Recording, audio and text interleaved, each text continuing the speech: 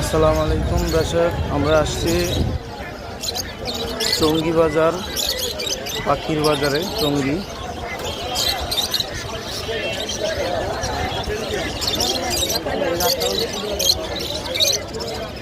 দেখতে পাচ্ছেন কি পরিমাণ মোরগ উঠছে। কবুতর মোরগ অ্যাভেলেবেল আছে।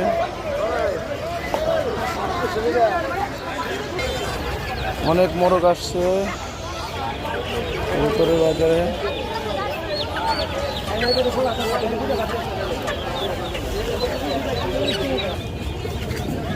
অনেক কবুতর আসছে এখানে, দেখতে পাচ্ছেন।